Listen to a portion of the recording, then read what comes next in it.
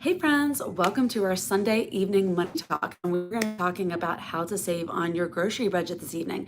So hopefully you have established a budget. If you haven't, you can go back to, I think it's, Sunday Money Talk number 2, which is on our YouTube channel of Debt Free Living. Make sure to check that out. And so you should already be on a budget, but we're going to be talking today about how to reduce your grocery budget.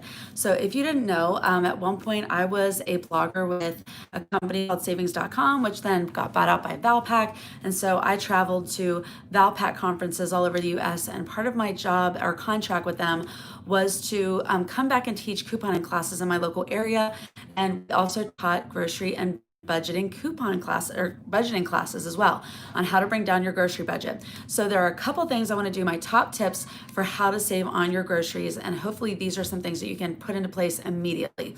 Okay, so the first thing that you might not realize is that when you get a newspaper in the mail, the front of that whole newspaper, a sales ad for a certain store, so you know how you get all the flyers for all the stores, the whole first page of that for grocery stores is what we call loss leaders.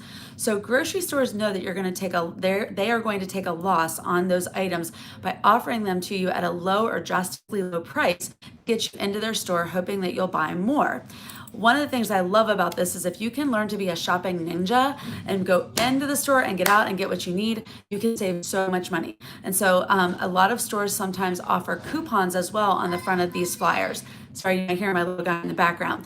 I think it's extremely important to note that that if there are coupons for things in that flyer that you do not want to buy or are not part of your grocery list, do not buy them. You might get caught up in what they really want you to do, which is to use those coupons to buy more and more products and get your total order up, right? But we're getting in there and getting what we need and getting out.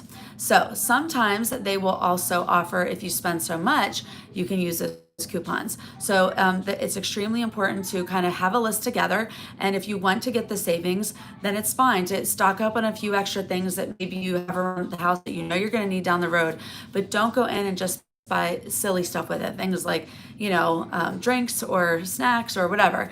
Try to keep it to things that you were already going to have to buy in the future anyways. So the other thing is that when items go on sale in a grocery store that's in the flyer, you want to stock up while the price is low and not buy when the price is high. So if you see that a store, which by the way, all stores have about a 6 to 8 week sales cycle. So every item in that store will usually go on sale within 6 to 8 weeks.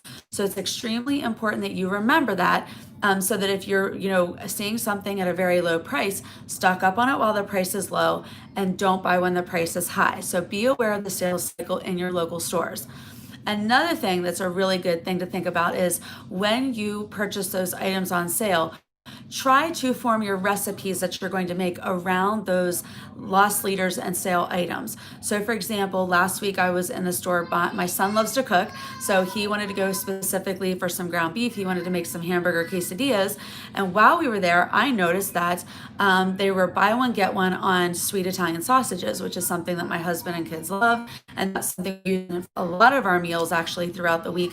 So because they were buy one, get one free, I stocked up on several of those and froze the ones that I knew I would use over 6 to 8 weeks. This is another example of this is when like our local butcher shop offers ground beef at, let's say, $1 off a pound or two, whatever, or more off a pound.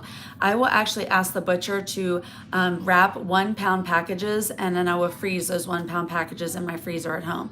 So buying when the price is low, creating your recipes around those low priced items is really where it's at in terms of bringing your grocery budget down. The biggest other tip I can give you is that if you do have a local bet and dent, you can, go to store. First of all, Aldi's my favorite. I love Aldi, and they really don't have a ton of sales at Aldi. Their prices are low all the time, but there are some things that I can just get dramatically less expensive there. Like my almond milk is literally $1 less every half gallon.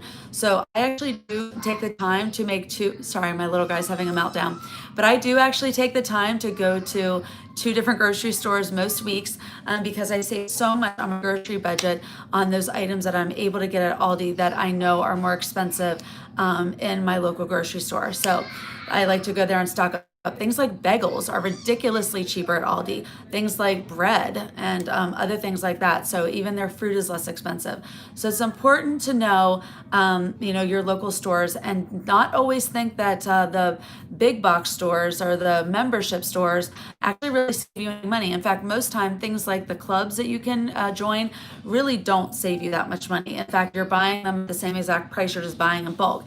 So unless you're a large family that needs a ton of mustard or a ton of things that you can buy in bulk, that is actually not usually a money saver for most families. Okay, just like when people purchase things like they think, oh, okay, well, I'll spend more money to get gas points. In the end, you're really only saving a couple dollars. So anyways, these are my top tips for saving money on your groceries. The other things are things like clipping coupons, but yet for me personally, it's tough sometimes because I do a lot of organic and a lot of more natural types of food sometimes. So there aren't always a lot of whole foods. Like I just buy lots of fresh fruits and vegetables, and we don't always have coupons on things like that. But check out your store policies, because even at my local favorite grocery store, they give you actually double your money back if it's bad. So you actually have to take the fruit back in and show them. But with a watermelon that costs $5, I've done that a couple times and gotten $10 back when I only spent $5.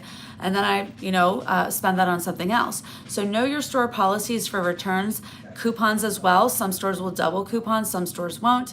And so that's a good thing to know as well. The other thing I love are shopping apps like Ibotta, or if your store has an app, sometimes they will have actual savings in them, like Target's Circle, or is now just the Target app, where you can go in and redeem certain offers for lesser price.